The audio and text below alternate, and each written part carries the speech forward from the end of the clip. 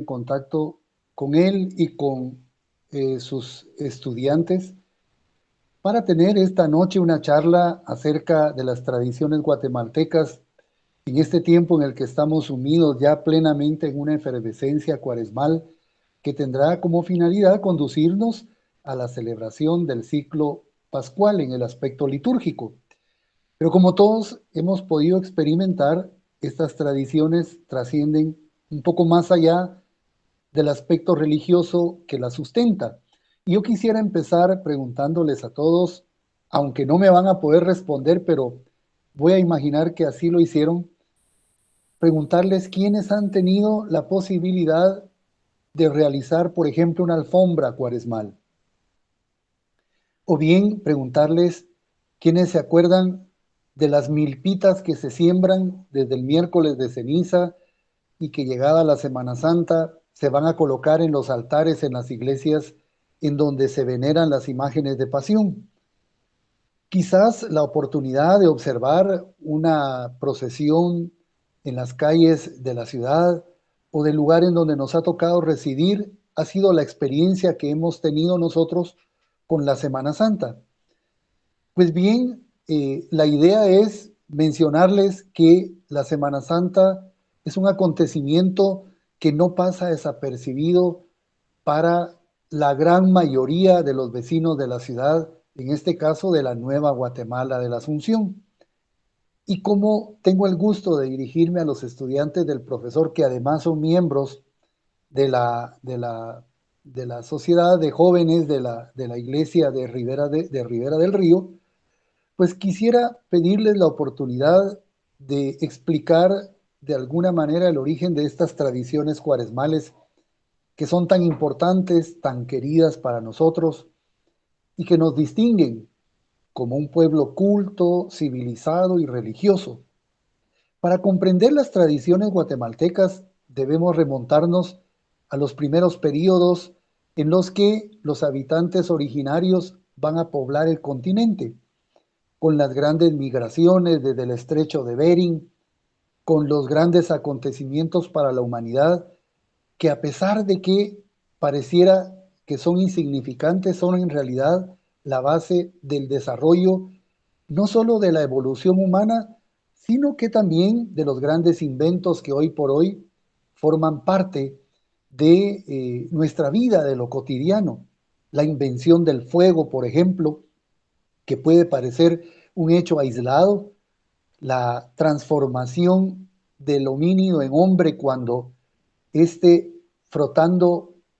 la piedra, las piedras de pirita quizás sobre la yesca, va a producir por primera vez fuego y a sentirse en vez de criatura creador, le permite una transformación sustancial a ese hombre que es hombre desde que la palabra existe. Y ese proceso debió darse después del descubrimiento del fuego, cuando el hombre deja de ser sedentario para volverse nómada, dominando la naturaleza y su entorno, puesto que al poder producir fuego al lugar a donde fuera, podía también movilizarse a lugares naturalmente adversos para él. De tal manera que ese desplazamiento del hombre para ocupar la tierra y habitar en ella nos permite, en principio, entender las migraciones de los primeros habitantes del continente americano que van a tener en la formación de las sociedades en los períodos originarios, en principio, conceptos cosmogónicos. El paso de la magia a la religión va a tener una serie de aspectos realmente muy importantes. En principio, la relación del hombre con la naturaleza. Hay una rama del conocimiento que se llama etnobiología y la podemos entender claramente cuando vamos a pensar que nuestros antepasados, que fueron adoradores de los espíritus de la naturaleza, crearon un panteón de dioses tomados precisamente de su entorno. El dios del fuego, el dios de la lluvia, la vinculación del hombre con la naturaleza como una entidad divina se va a producir también cuando vamos a pensar que este hombre ve elementos naturales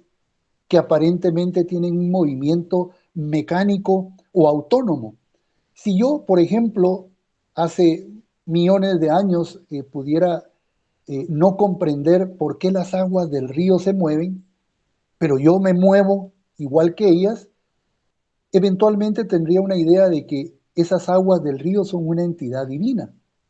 y la necesidad de vincularlas a la vida, a eso, a lo cotidiano, a lo que me refiero como lo que hacemos nosotros desde que nos levantamos hasta que nos acostamos, creyendo que son entidades autónomas, nos hace rendirles un culto propiciatorio, de tal manera que si son dioses tomados de la misma naturaleza, de los espíritus de la naturaleza nos va a proveer las ofrendas que vamos a colocar para que la voluntad de esos dioses que son de la naturaleza alumbren diariamente, por ejemplo, el sol o la luna, las grandes luminarias, o que la tierra nos dé el alimento que permitirá nuestra subsistencia. De esta manera, estimados jóvenes, surgen una serie de festivales estacionales, particularmente en momentos críticos para el hombre de esta parte del sur de Mesoamérica. ¿Saben ustedes que, por ejemplo, la Navidad está vinculada a un fenómeno meteorológico o celeste que es el equinoccio de invierno, en el que finaliza el invierno boreal y empieza a dar paso a la primavera, una circunstancia que al tener el fin de ese invierno boreal y el inicio de la primavera, el hombre antiguo mesoamericano sabía que paulatinamente el sol iba a alumbrar por más tiempo la tierra. Y de esa manera, al calentarse la tierra, iba a permitir que se sembrara, se cosechara el alimento y la siembra era realizada como un rito de vida, un rito de supervivencia. Y era necesario pedirle permiso a la tierra que gracias al sol permitía ese alimento al hombre mesoamericano, colocando una serie de ofrendas en espacios sagrados que eran demarcados específicamente utilizando elementos de la naturaleza. Por ejemplo, un altar sagrado de nuestros antepasados mayas era un espacio en donde tenía que descender o entrar en contacto con nosotros la divinidad que humanizada cohabitaba entre nuestros antepasados, en este caso me refiero a los gobernantes, y para pedir esos permisos para que la Tierra, gracias a esos fenómenos celestes que nuestros antepasados científicos observaron, que estudiaron y que dejaron perfectamente documentados en las cuentas largas del tiempo y las cuentas cortas, hacían que una clase sacerdotal fuera la que intermediaba entre aquellos, aquellos que eran criaturas y los dioses creadores. De esa forma, pues, al producirse el equinoccio de invierno al final del año y el de la primavera, iban a producirse también una serie de grandes rituales en los que nuestros antepasados, por ejemplo, iban a tomar las acículas de las plantas coníferas, me refiero al pino, y lo iban a esparcir en un espacio que al estar cubierto por estas acículas de las plantas coníferas, iban a ser el espacio sagrado en el que una divinidad se iba a manifestar. Y yo les pregunto, después de tantos años, después de tantos cientos y miles de años, ¿en qué momento los guatemaltecos del siglo XXI demarcamos un espacio sagrado regando acículas de esas mismas plantas coníferas en la calle para que lo que entendemos que representa una deidad entre en contacto con aquello que nosotros hemos realizado? Pues esta es una forma de explicar las alfombras de pino en las procesiones. En realidad, los huertos cuaresmales van a ser aquellos que van a surgir de la colocación de la primicia, una fruta, un vegetal, algo que se extrae como primicia, es decir, lo primero que se recoge en una cosecha, que es ofrecido a Dios en agradecimiento y promesa para que provea en la próxima cosecha, colocado de manera colectiva, va a generar los grandes altares, si puedo llamarlo así, que hoy entendemos nosotros como huertos cuaresmales. Y de ahí que la Semana Santa guatemalteca sea percibida sensorialmente. Miguel Álvarez Arévalo es el cronista de la ciudad de Guatemala y él explica por primera vez, o por lo menos hace muy popular la teoría de que la Semana Santa guatemalteca y la Cuaresma, que es su gran antecedente, se perciba a través de los estímulos sensoriales. Dice nuestro querido maestro en la Escuela de Historia que la Semana Santa se percibe a través del gusto con las grandes comidas cuaresmales propias de cada una de las regiones guatemaltecas, y el tacto se estimula cuando tocamos plantas y flores con diversas texturas, incluso el acerrín con el que se hacen las alfombras. También la vista tiene un impacto sensorial enorme al ver el colorido de las alfombras, de los huertos cuaresmales, de los árboles frutales que por este tiempo parece que se van a caer al momento de observar esas frutas que son tomadas tanto por el hombre primitivo mesoamericano como por el hombre guatemalteco en la actualidad para ser colocado como ofrenda, ya sea en los altares, sino domésticos al interior de los templos, como en las alfombras. ¿Y por qué es importante hablar de esto? Claro, los demás sentidos también se estimulan, porque cuando hay una alfombra, cuando hay un huerto cuaresmal, regularmente hay trinar de pájaros, hay marchas fúnebres que son música, sonidos especialmente creados por los guatemaltecos para estas temporadas. Las comidas, las texturas, los colores, los sonidos, el contacto, eh, tantas cosas que estimulan los sentidos, nos permiten entender, en primer lugar, que la Semana Santa guatemalteca se caracteriza por elementos prehispánicos o paganos que fueron incorporados a estas prácticas posteriormente cristianas a partir del siglo XVI. Fíjense bien, les voy a recordar un poco acerca del Popol Vuh. Las grandes diosas nutricias, Ixquic e Ixbalanque, se ocuparon, de acuerdo al Popol Vuh, después de la creación con los gemelos, para que el proceso creacionista, de acuerdo a ese libro maravilloso que tenemos los guatemaltecos como acervo patrimonial, nos explique que el lugar que ocupa la mujer en un matriarcado, fíjense bien, para las patojas que tal vez pueden pensar que nuestra cultura eh, pues tiene linajes patriarcales, no siempre fue así. Hubieron matriarcados en los que estas diosas nutricias generaron que otros dioses creacionistas produjeran al hombre hecho de maíz. Y este hombre hecho de maíz, al darle lugar a la mujer de acuerdo a esa línea matriarcal durante los periodos formativos, hace que el hombre tenga más libertad para hacer grandes creaciones artísticas y arquitectónicas. Vemos hoy con mucho orgullo los sitios arqueológicos con las ciudades mayas que son pues un atractivo turístico a nivel mundial y que además son reconocidas como patrimonio de la humanidad, con sus espacios sagrados principalmente, sus templos y los espacios que habitaban los gobernantes. Uno de los descubrimientos importantes, aparte de entender que el hombre tiene más libertad para crear estas grandes urbes, para crear las grandes estelas en las que dejaron escrita su historia, para crear un sistema numérico, para crear una cuenta del tiempo extraordinaria, comparable, y tal vez el término comparable es, es un eufemismo, diría yo, igual eh, y sin ningún temor a equivocarme, al mismo nivel que las grandes culturas europeas y asiáticas. Estos legados fueron gracias a que ese hombre mesoamericano creó una serie de conceptos que lo caracterizaron, pero también al crear a estos grandes dioses, creó espacios para entrar en contacto con ellos, tomados de la naturaleza, por supuesto. Y en esos sitios arqueológicos, que es a donde quiero llegar, vamos a encontrar una serie de espacios en donde aquellos descendientes de los dioses que bajaban del cielo a cohabitar con sus criaturas, paseaban por esas ciudades que hoy son sitios arqueológicos mayas,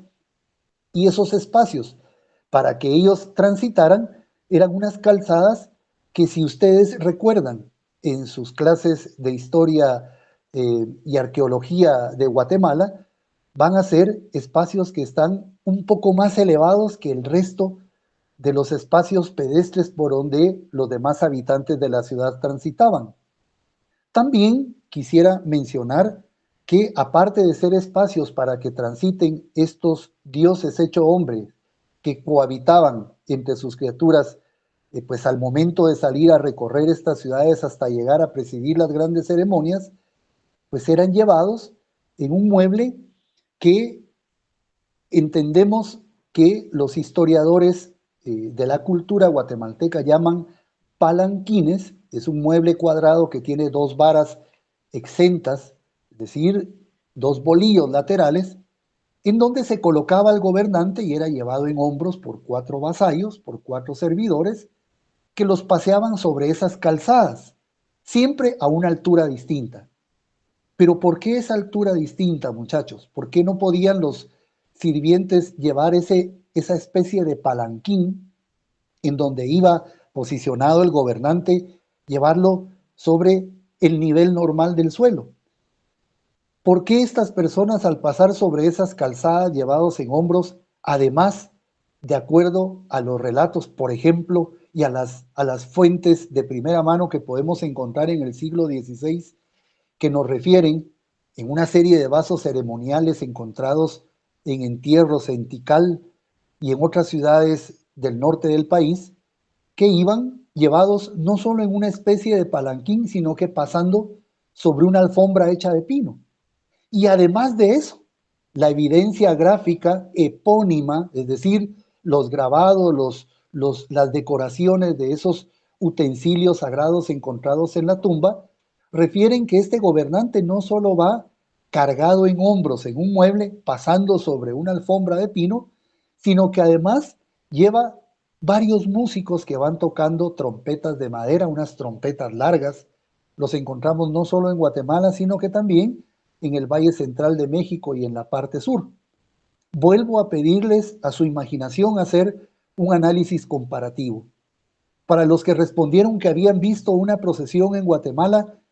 lo que es el punto central de la procesión es un mueble en donde va colocada una deidad que preside esa procesión, que va en una especie de bolío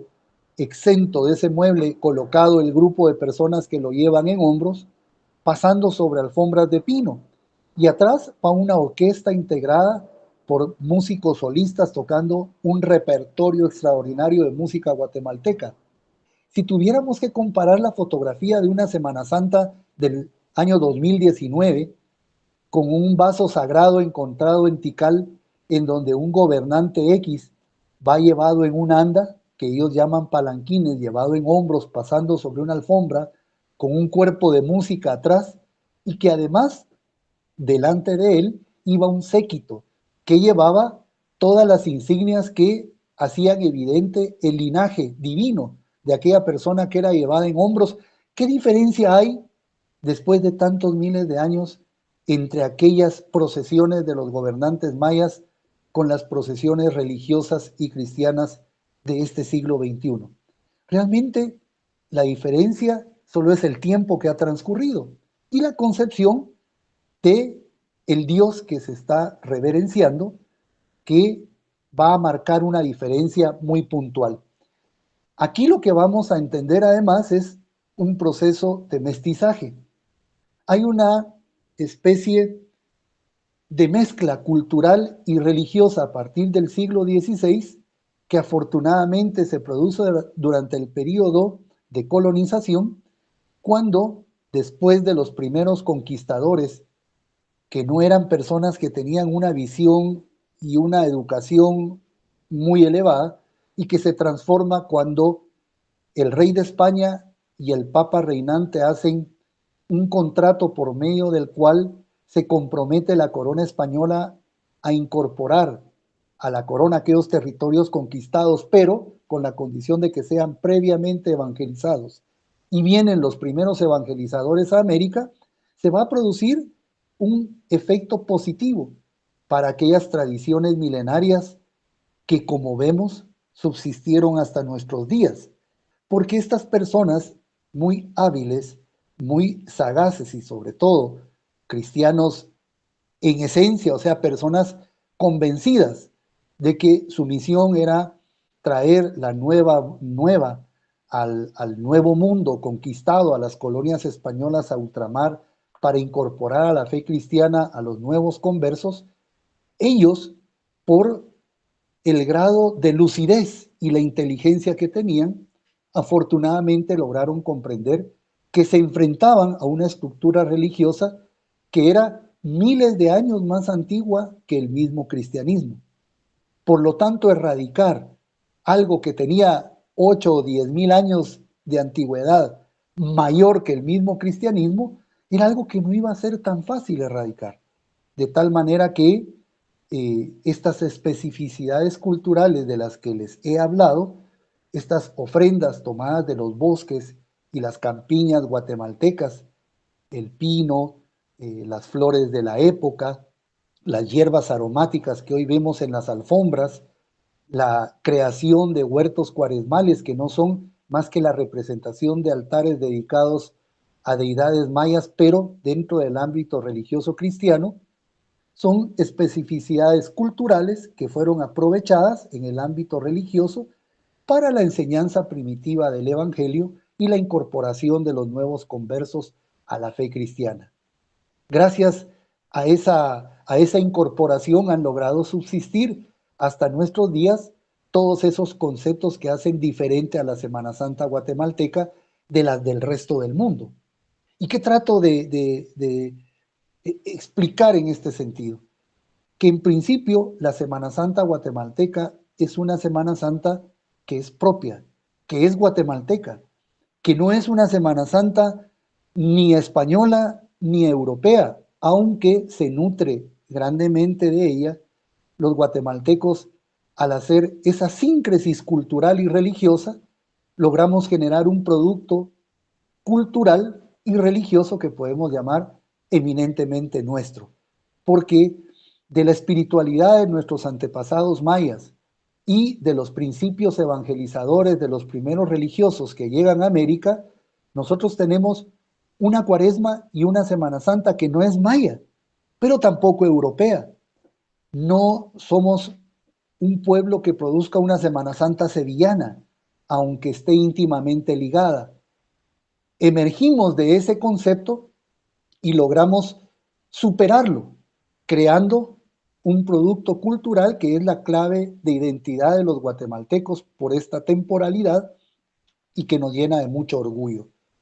¿En qué otro país del mundo consideran ustedes que se hacen alfombras de una forma masiva con participación espontánea y colectiva como sucede en Guatemala?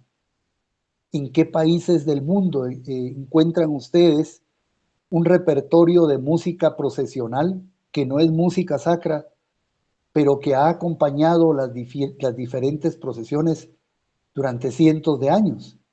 ¿En qué lugar van a poder decir con el timbre de orgullo que lo hacemos los guatemaltecos, que tienen una escuela imaginera o escultórica que produjo obras de arte que superan cualquier concepto universal en su tema o en su especie? Los guatemaltecos realmente somos muy afortunados al poder hacer deducible el arte para interpretar la historia de nuestro país, y encontramos en ella una serie de aspectos que debemos valorar. Todo lo que he dicho puede resumirse en el hecho de que, al mencionar a los primeros pobladores del continente, que en su paso hacia el Cabo de Hornos, muchos de ellos se quedan en esta parte de América, en el centro, que un antropólogo norteamericano nombró como Mesoamérica, que no son exactamente los países de Centroamérica, se incluye la parte baja de México, y que se basó en un concepto de homogenización de la cultura. No todo en esta región es exactamente igual, pero este antropólogo norteamericano,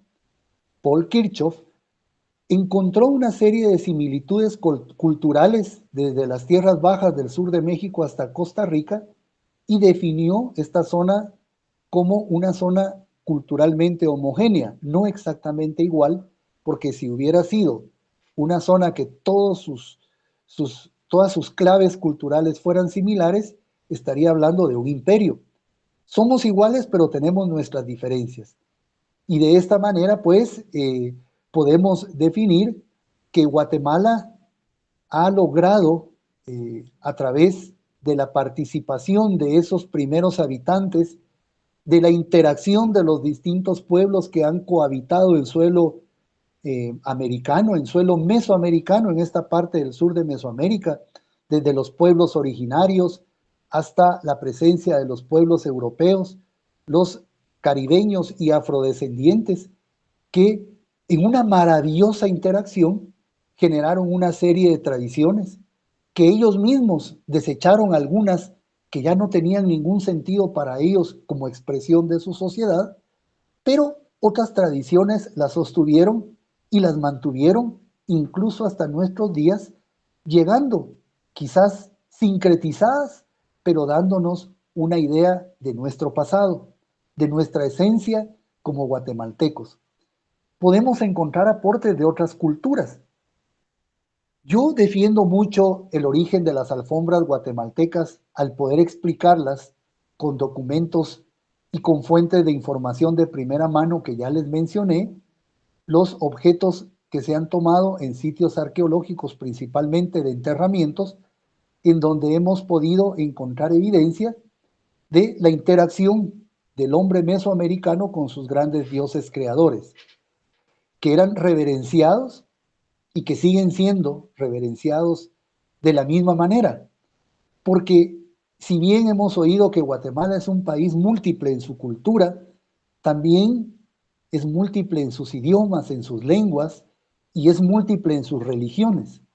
Aunque la religión católica es la religión oficial mayoritaria, no podemos negar que hay otra serie de credos y de confesiones en el país, pero que afortunadamente todas ellas, así lo creo yo, valoran las expresiones culturales religiosas de los guatemaltecos y que afortunadamente sirven para mostrar el mejor rostro nuestro en el mundo. Porque si nosotros vemos un trifoliar turístico, por ejemplo, en cualquier parte del mundo vamos a ver a Guatemala promocionada por su riqueza cultural, por su riqueza natural y por su riqueza y diversidad religiosa. En los trifoliares turísticos de Guatemala en el extranjero aparece, por supuesto, el lago de Atitlán, aparecen los maravillosos paisajes de nuestro país que ustedes ya conocen, los sitios arqueológicos como un atractivo para gente que viaja desde cualquier latitud del mundo para estar en uno de nuestros sitios arqueológicos. Pero la tercer gráfica que promociona turísticamente a Guatemala es una procesión antigüeña pasando por la Plaza de Armas con sus cucuruchos revestidos de morado y blanco, llevando lanzas en las manos, las andas decoradas con flora, con productos naturales guatemaltecos, acompañada de decenas de miles de personas, con músicos que van amenizando el desplazamiento de esas andas procesionales. Por lo tanto, debemos comprender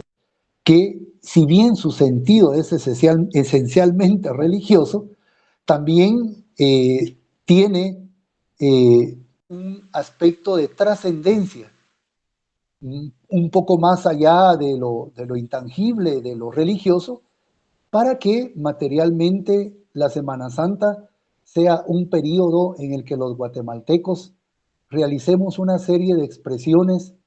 de costumbres familiares y de ritos vinculados a la conmemoración de la pasión y la muerte y la resurrección de nuestro Señor Jesucristo, que pueden ser aprovechados desde otras aristas. La Semana Santa genera otras tradiciones, aparte de la realización de las alfombras, de los huertos cuaresmales, que realmente es un deleite observar, porque cuando nosotros vamos por una calle, la presencia de una alfombra se delata fácilmente por las fragancias que como efluvios salen de esa alfombra que ha sido preparada frente a la casa de una familia y que tiene como principales materiales pues hierbas olorosas, la chilca, eh, pues los acerrines, la flor del corozo y otros elementos que nos dan un impacto olfativo que sin verla nos permite establecer que nos estamos aproximando a un espacio sagrado que ha sido desarrollado en un encuentro generacional desde los más ancianos de la familia hasta los más jóvenes. La riqueza de la hechura de las alfombras guatemaltecas estriba en que es un arte efímero que se desarrolla de forma espontánea. No somos grandes artistas los que las hacemos. En otros países del mundo, si tengo tiempo de platicarles, hacen alfombras monumentales, pero doctores en bellas artes que con sus manos sin necesidad de moldes, usando polvos teñidos, reproducen, por ejemplo, la Capilla Sixtina en una alfombra que es del tamaño de un parque, de una plaza mayor. Pero eso es una actividad artística. En Guatemala, el hecho de que nuestros abuelos y nuestros papás hayan sembrado un árbol en el patio de la casa para tomar de él las flores que servirán para realizar la alfombra cuaresmal o de Semana Santa, el hecho de que sin ser diseñadores gráficos logremos construir nuestros moldes calando cartones o madera y después una obra perfecta de ingeniería con las medidas exactas del tamaño adecuado, colocando en una forma armoniosa una serie de elementos que van a decorar la superficie de esa alfombra, que en ese momento terminada tiene la característica de ser una ofrenda, nos hacen a nosotros ser propietarios de un patrimonio realmente extraordinario. Yo estoy realmente en contra de que se hagan concursos de alfombras, porque eso rompe la espontaneidad. Recientemente participé en un congreso en el que lamenté y protesté por la propaganda que hacían algunos hoteles en la antigua Guatemala al ofrecer una habitación por todos los días de la Semana Santa, incluyendo la posibilidad de cargar una procesión y hacer una alfombra. De ahí que vemos a suecos, a irlandeses, a rusos, de repente que se aproximan a una esquina vestidos de cucuruchos, cargan, hacen un escándalo porque no han aprendido ese pasito de caminar con las andas al cargar que nosotros traemos de nacimiento porque nadie nos lo ha enseñado. Ellos se tropiezan, protestan por el peso, algunos dicen que es una salvajada cargar más de 2 quintales por una cuadra en una penitencia que no entienden racional y que pues después de esa experiencia salen a relatar a sus amigos que cargaron, que llevaron en hombros una anda, que ellos ni siquiera comprenden por qué lo están haciendo, solo es como para participar en una actividad turística del país que los recibe y que los acoge. De igual manera que hagan alfombras como una experimentación de una actividad cultural guatemalteca,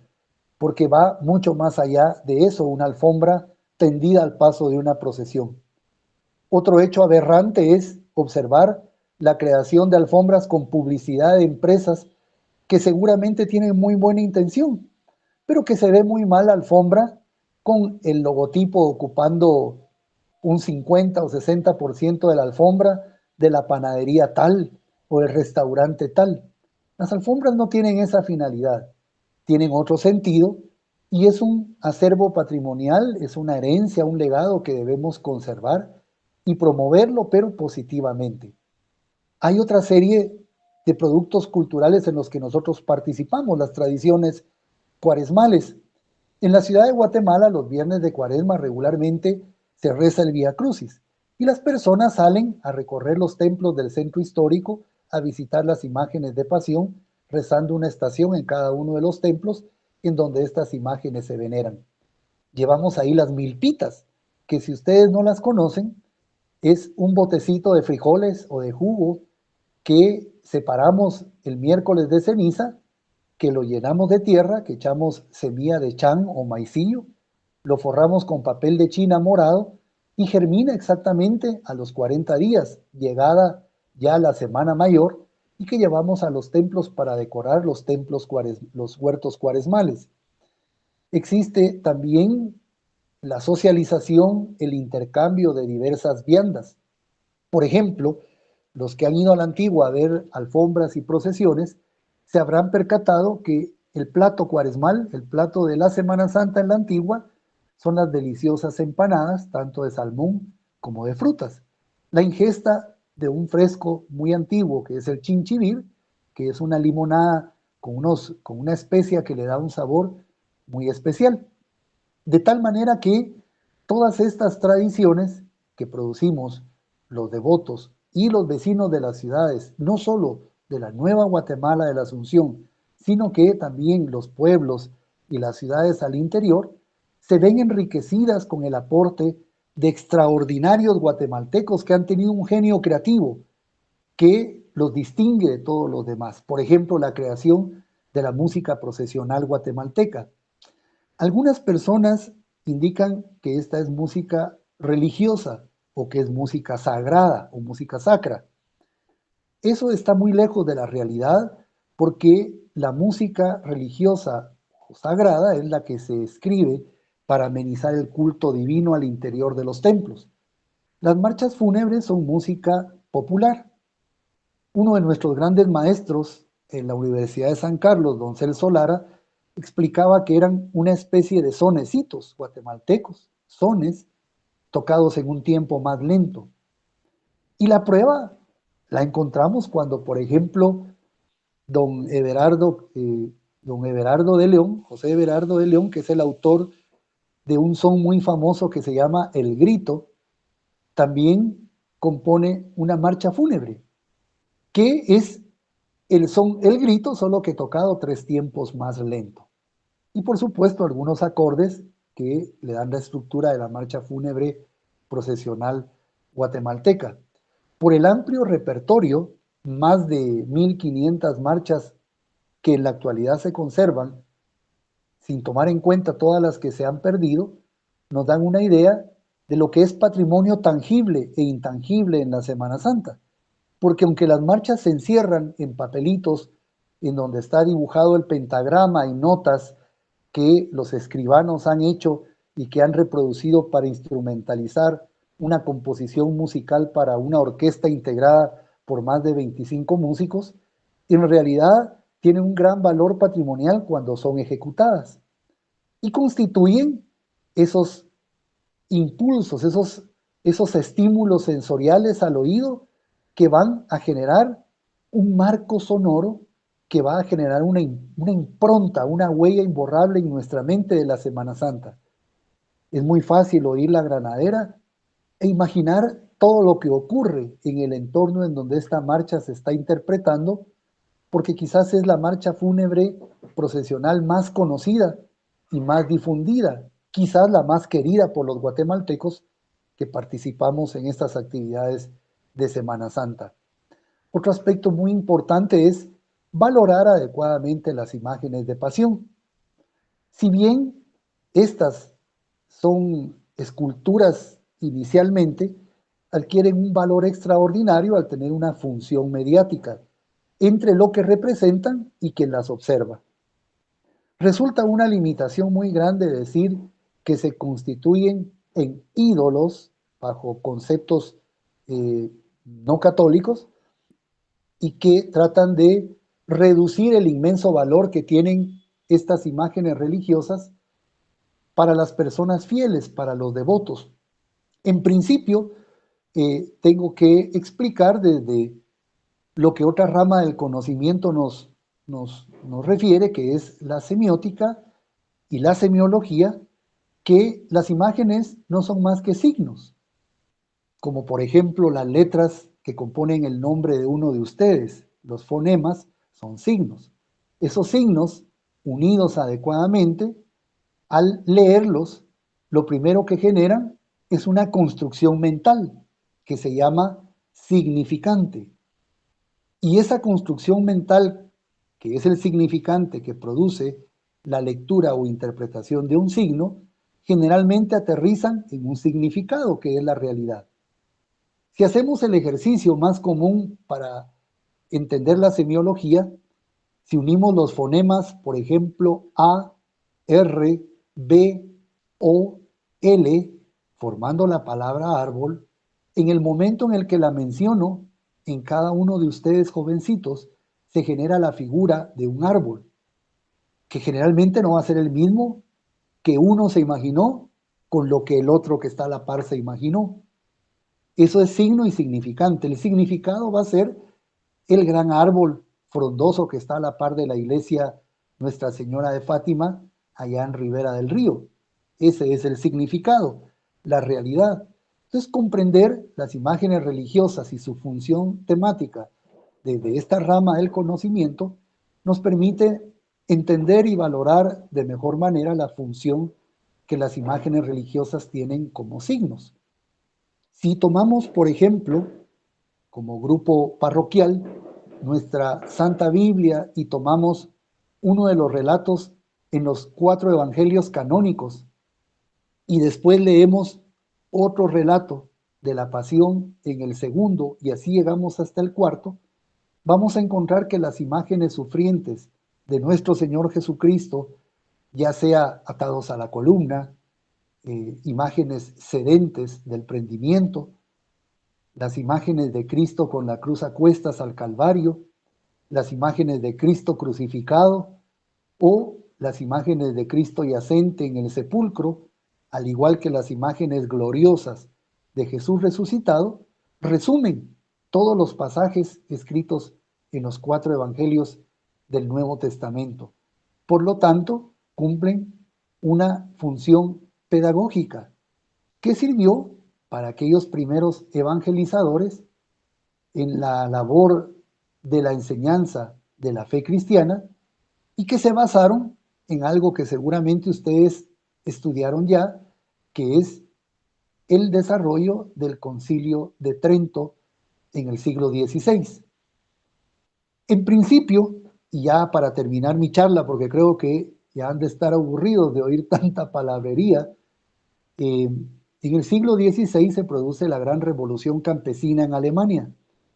que va a tener como desenlace la gran transformación religiosa en Europa, una reforma religiosa en la que Europa se divide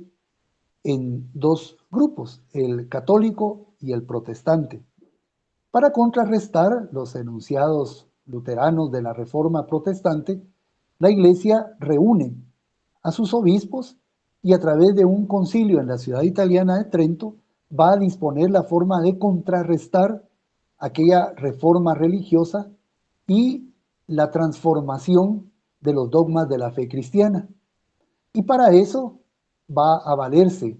el Concilio de Trento de la instrucción de elaboración de imágenes que permitan tener una mejor concepción de el misterio redentor de Jesucristo en su muerte vicaria en la cruz, de la vida de los santos y de la Virgen María. Van a utilizar entonces nuestros padres en la fe que sesionaron en el Concilio de Trento una serie de conceptos apropiados para Europa y que son trasladados a América, particularmente al virreinato de la Nueva España, que hoy es México, en donde se realizan las mismas sesiones para hacer una interpretación de lo acordado en las sagradas sesiones del Concilio de Trento, ya adecuadas a la realidad virreinal, y que también son reinterpretadas por la diócesis de Guatemala, que no era arquidiócesis en ese entonces y dependía del arzobispado de México, para poner en práctica todos los preceptos de aquellas sagradas sesiones que van a instruir para que se hagan imágenes y a través de la experiencia del dolor humano se traslade el misterio redentor de nuestro Señor Jesucristo, convocando a la formación de grandes cofradías penitenciales, por medio de las cuales la mortificación y la penitencia permitirían al individuo alcanzar la salvación de su alma. Empieza entonces la producción de una serie de imágenes procesionales que son echadas a la calle, dicen los sevillanos, para llegar al devoto y no esperarlo al interior de los templos, produciéndose grandes manifestaciones externas de fe con distintos grupos que van a integrar esas cofradías que tienen una clasificación muy puntual. Por ejemplo, hay cofradías de luz, que son los hermanos de la cofradía que en la procesión llevan los hachones de cera para iluminar el paso de las procesiones. Hay cofradías sacramentales que se dedican específicamente al culto de Jesús Eucaristía. Hay cofradías penitenciales de sangre, que son aquellos hermanos que a través de la mortificación y la penitencia pública van a alcanzar la redención de sus pecados. Y así van a ver entonces una serie de rituales externos que salen a las calles durante el periodo cuaresmal a partir del siglo XVI, aunque ya habían celebraciones penitenciales desde el siglo IV al interior de los templos, pero ahora por la norma tridentina van a salir a las calles, conformándose los fieles en grupos de asociados que van a llamarse cofradías o hermandades que van a tener una vinculación particular a un misterio de la pasión de nuestro Señor Jesucristo. Aquí entonces, nuestros antepasados, que eran escultores, talladores de piedra, talladores de madera, que se encuentran repentinamente con nuevos motivos, ahora los cristianos, para trabajar sobre nuevas bases, es decir, con nuevas superficies para realizar estas producciones, estas obras de arte que van a tener un sentido eminentemente religioso y que van a producir, gracias a la enseñanza de los maestros escultores, una serie de obras de bulto redondo que van a ser colocadas en alto trono. Don Víctor Miguel Díaz, que es un historiador de la primera mitad del siglo XX, es el historiador que tiene el gran mérito de haber hecho la primer nómina de imagineros en Guatemala y que va a terminar de complementar el concepto de las celebraciones cuaresmales y de Semana Santa al descubrir hacia 1933 y en 1934, con la publicación final de uno de los libros más importantes de arte en Guatemala, Las Bellas Artes en Guatemala, con la publicación y la desvelación de los primeros nombres de los grandes escultores de estas imágenes que desde el siglo XVII hasta finales del siglo XVIII produjeron una serie de esculturas maravillosas de diferentes estilos que llegan hasta nuestros días para presidir las grandes procesiones de Semana Santa y que se trasladan a la Nueva Guatemala de la Asunción en 1776 para continuar, pero con una escuela basada en otro estilo, en otra forma de ver el mundo, en otra realidad. Las imágenes barrocas entonces que vemos nosotros presidiendo las grandes procesiones van a cumplir con los postulados del Concilio de Trento de llamar a la fe a través del sufrimiento para comprender ese misterio de la redención a través del Adán que se inmola en la cruz por la salvación del hombre y el perdón de los pecados, y van a cumplir también desde el punto de vista artístico con la función de transmitir al que las observa el sufrimiento humano para comprender la entrega de Jesús para salvar a la humanidad en una nueva alianza. De tal manera que estas imágenes, que no tengo realmente conocimiento si fueron producidas en Guatemala en el siglo XVI, quizás la excepción más notable sea el Cristo de Esquipulas, pero desde el punto de vista de la epistemología de la historia es un término que debe comprobarse, porque en la historia nada es pétreo. Lo que ya está resuelto, las verdades que ya son verdades aquí y en China o en Marte, ya hacen que el objeto que tiene que ver con esa verdad deje de ser histórico. Mientras un objeto sea histórico, hay mucho aún por investigar en torno a la función, al origen y al papel que desempeña en la sociedad ese objeto histórico. De tal manera que, si bien el Cristo, el Santo Cristo de Esquipulas, aparece referido al taller de don Quirio Cataño, elaborado en 1580, 1590. Esto lo encontramos en un contrato que aparece muchos años después en Quetzaltepeque, cuando trata de erradicarse principalmente la geofagia. No sé si ustedes comieron tierra alguna vez. Yo comí unas tabletitas de tierra blanca que traían mis papás de Esquipulas. Es una costumbre también ancestral maya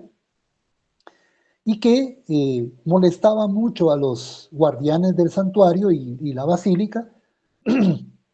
porque se creía que la imagen había aparecido milagrosamente en una cueva que está atrás de la basílica de Esquipulas. Y allá tenían realmente un adoratorio, ahí iban a dejar ofrendas. Y repentinamente aparece el contrato de la hechura del señor de Esquipulas, guardado en Quetzaltepeque, pero aún hay que investigar mucho más en ese sentido. Si la imagen fue hecha en Guatemala en el último cuarto del siglo XVI, realmente es una cosa extraordinaria porque aún la ciudad se estaba construyendo, desarrollando, la sociedad guatemalteca consolidándose y no podemos pensar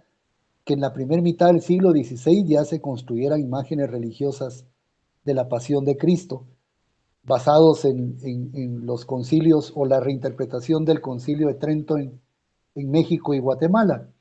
Las imágenes regularmente eran traídas de Europa, eran de pequeñas dimensiones,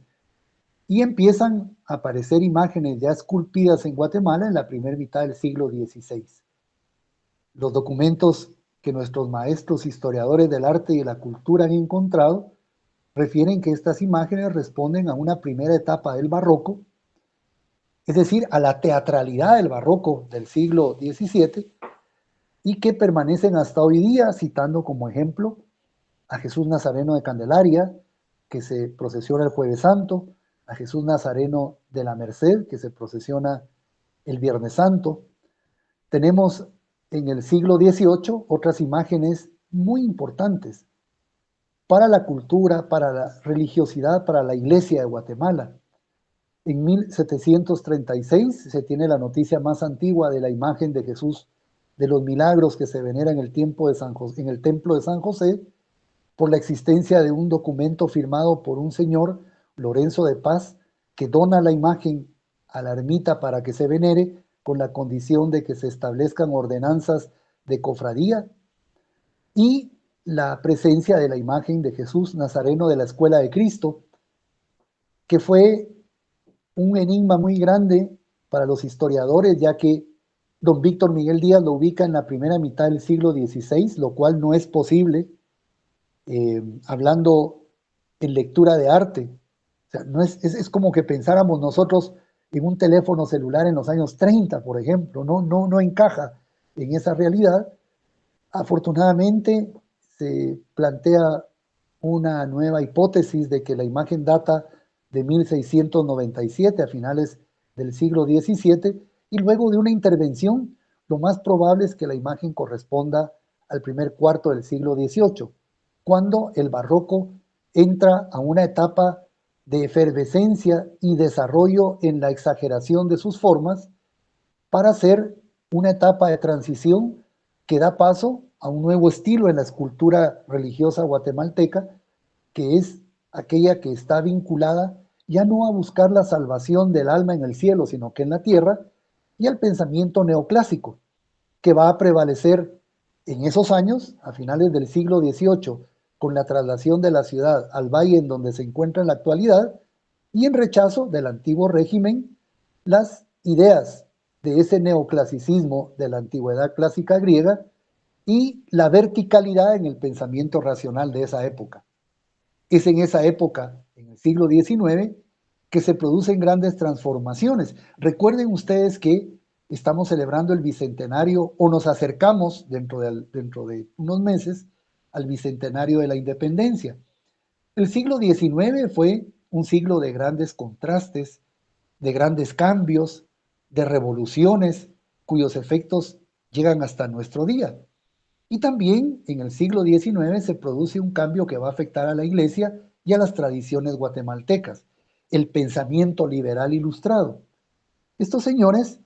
entienden que las viejas tradiciones de la Semana Santa son tradiciones que rayan en el salvajismo. Salir a la calle a desgarrarse las carnes, a caminar descalzo cargando pesadas cruces, a meterse ramas de espinas entre la ropa, a apretarse un lazo en la caja torácica hasta que no se pueda respirar y la sangre no circule, a coronarse de espinas, por ejemplo, a colocarse cepos o a crucificarse como lo hizo o como le pasó a Jesucristo hace 2021 años. Intentan erradicar estas prácticas en la situación política de la separación del Estado, la conformación del Estado laico que se separa de la Iglesia y que tiene una visión pues más civilizada en la sociedad guatemalteca y que pretende erradicar todas estas tradiciones. A la Semana Santa le toca en ese momento reaccionar y comprender que para subsistir tiene que hacer grandes transformaciones y renunciar quizás a lo más esencial, por ejemplo, la penitencia anónima, los hermanos cargadores se descubren el rostro, a renunciar a las procesiones de sangre y aquella mortificación se vuelve un poco más moderada.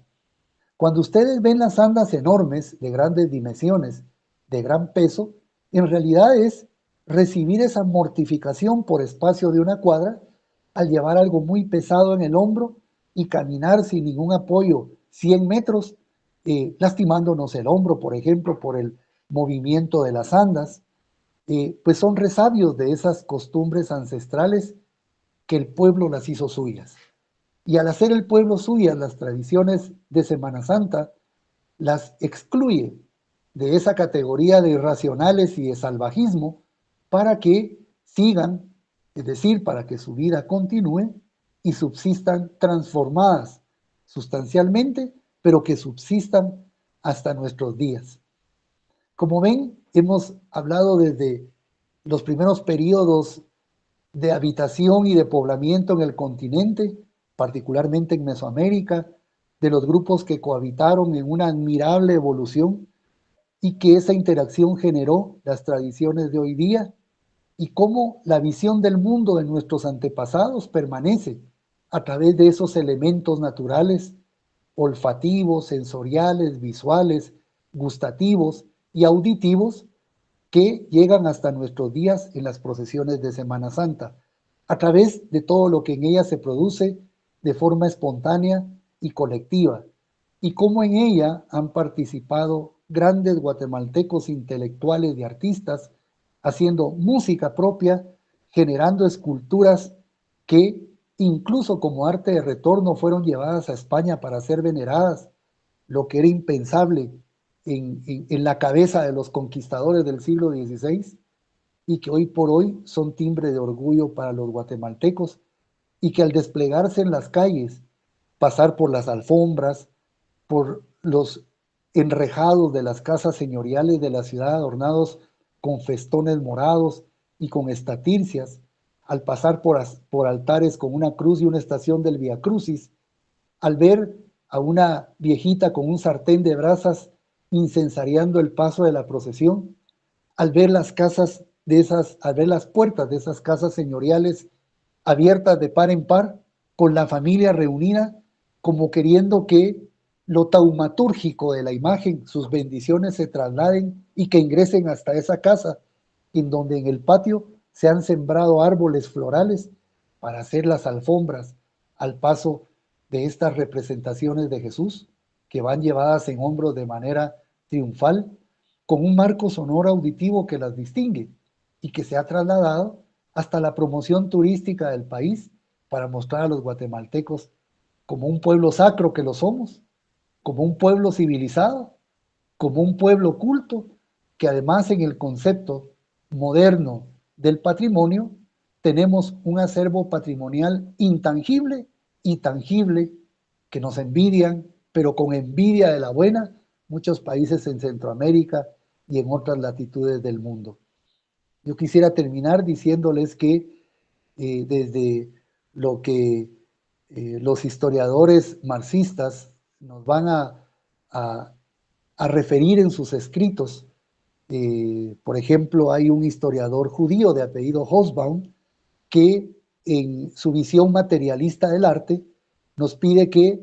veamos lo que no se ve, es decir, que leamos entre líneas lo que no está escrito, lo que el arte nos pretende comunicar al observarlo y tener ese impacto sensorial de la vista, porque el arte plástico se percibe irremediablemente a través de la vista, cerrar los ojos y valorar los estímulos auditivos, valorar lo mejor de nuestras cocinas guatemaltecas y nuestras costumbres y nuestra cultura gastronómica, ver un poco más allá y aparte de experimentar nuestra fe y nuestra religiosidad, nuestra religión católica tan profunda, porque somos cristianos y creyentes en nuestro Señor Jesucristo, también comprender que la Semana Santa encierra un alto valor patrimonial cultural, que no solo los guatemaltecos lo entendemos propio, también muchas personas en el extranjero que vienen a visitarnos y que nos colocan como uno de los países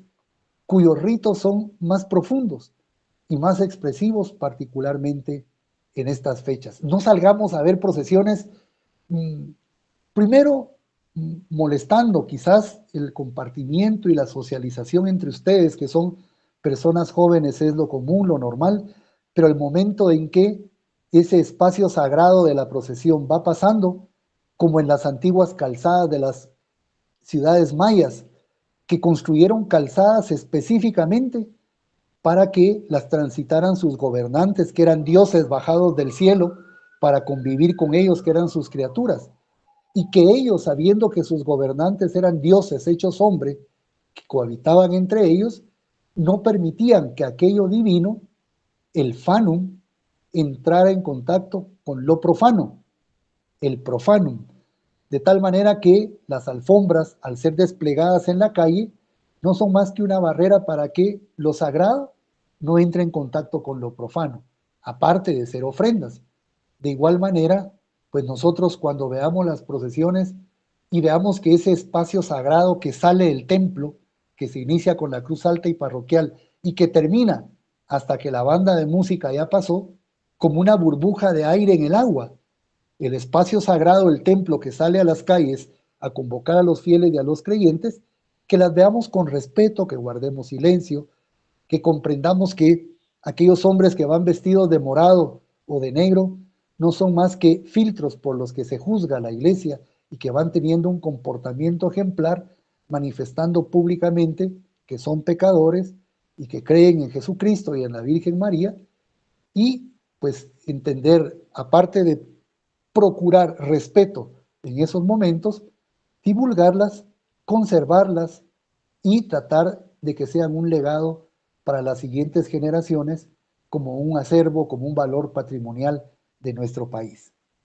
Les pido muchas disculpas por haber ingresado tarde, realmente recordaba que nuestra cita era a las 8 de la noche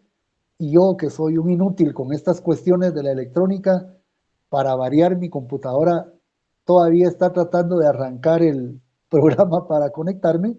Lo hice afortunadamente a través del teléfono